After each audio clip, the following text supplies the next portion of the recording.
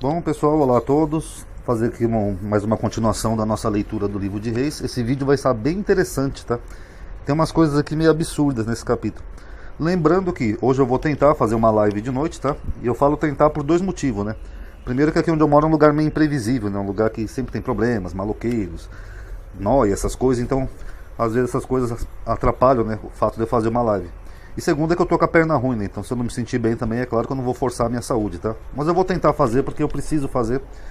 Porque o YouTube exige, quanto mais live você faz, é melhor, tá bom, pessoal? Então vamos lá. Vamos começar aqui com a questão do nome, né? Aqui em 1º Reis, surge uma suposta profecia sobre o rei Josias, aquele que fez a reforma religiosa em Jerusalém, que diz assim, ó: E eis que, por ordem do Senhor, veio de Judá a Betel, ou seja, veio lá do reino do sul de Judá até a cidade de Betel, onde Jeroboão tinha colocado um bezerro de ouro, um homem de Deus. Então note primeiro, a gente vai ver alguns detalhes interessantes nisso aqui, ó. Esse homem era um homem de Deus. Então foi Deus que mandou esse homem de Judá para Betel. E Jeroboão estava junto ao altar para queimar incenso. E ele clamou contra o altar, por ordem do Senhor, e disse: Altar, altar, assim diz o Senhor: Eis que um filho nascerá à casa de Davi, que seria lá do Reino do Sul, cujo nome será Josias.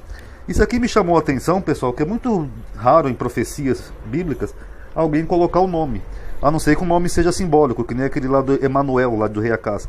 Eis que um menino nascerá e seu nome será Imanuel, que significa Deus conosco. Porque ali o nome do menino não é bem um nome literal, é só uma simbologia de que Deus estaria presente. Agora aqui no caso ele fala assim que o nome do menino seria Josias. Então ele está literalmente profetizando com o nome e tudo. Josias, eu dei uma olhada aqui no hebraico, o nome é Deus apoia, né? Deus suporta aquela pessoa. Mas não sei, aqui parece que é claramente o nome de Josias, o que dá a entender que é uma história, que é uma profecia falsa. Até porque se o autor do livro está escrevendo sobre vários reis de Israel, ele não é dessa época aqui, ele é de uma época bem mais recente. Então dá a entender que ele insere aqui uma profecia.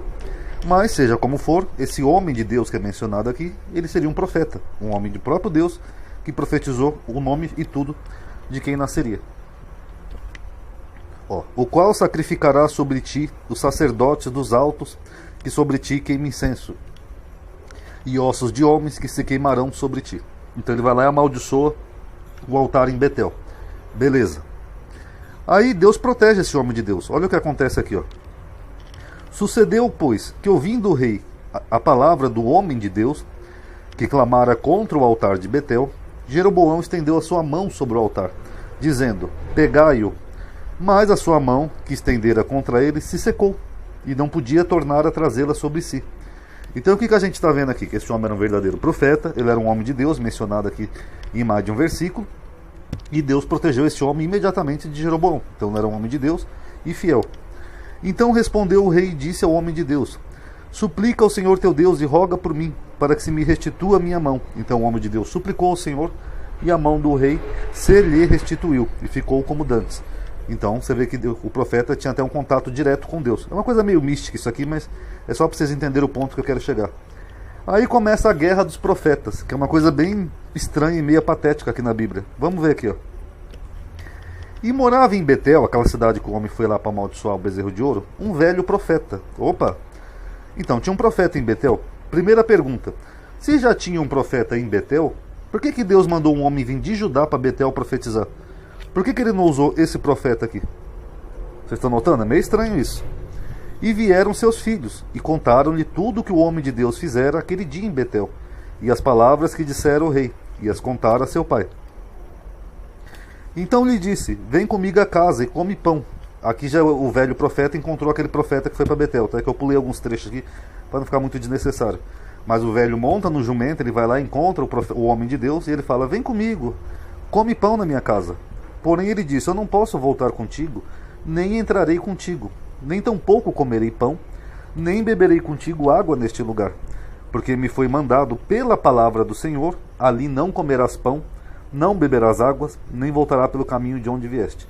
Então ele recusa, porque segundo ele, o próprio Deus falou para ele: Você não pode comer pão ali, nem beber água e nem voltar pelo mesmo caminho. Aí olha o que o velho profeta faz, pessoal. E ele lhe disse: Também eu sou profeta como tu. E um anjo me falou, por ordem do Senhor, dizendo: Faze-o voltar contigo à tua casa, para que coma pão e beba água. Porém mentiu-lhe. Peraí, O velho é profeta, aí ele mente para o outro profeta dizendo que um anjo apareceu para ele. Falando para ele, não, um anjo apareceu para mim e falou para você entrar na minha casa, para você comer e beber água. Comer pão e beber água. Ué, o profeta mentiu.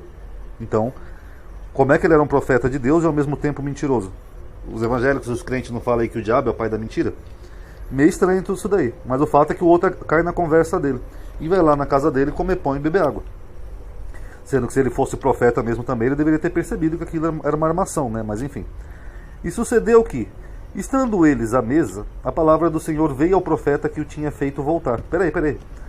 Ele mente, e mesmo assim ele recebe a palavra do Senhor. Então esse Deus está sendo conivente com a mentira.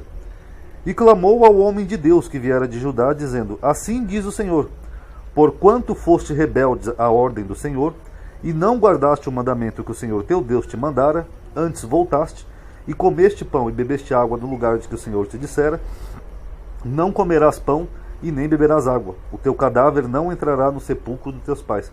Então, quer dizer, ele é enganado por esse profeta velho. Aí Deus usa o profeta velho para amaldiçoar o outro só porque ele voltou para comer pão e beber água. Já o que mentiu, não. O que mentiu foi até usado por Deus. Ainda para proferir essa sentença contra o outro. Meio estranho esse critério, né? Aí olha o que acontece aqui, ó. Este, pois, se foi, e um leão o encontrou no caminho e o matou. E o seu cadáver ficou estendido no caminho. E o jumento estava parado junto a ele, e também o leão estava junto ao cadáver. Aqui é até meio estranha essa história, pessoal, porque o leão mata ele, o jumento não. Quer dizer, o leão, ele é carnívoro, ele mata um homem ali, sei lá, com uma dentada, sei lá, alguma coisa do tipo. E o jumento que ele poderia comer, o leão não faz nada. Meio estranho isso aqui, né?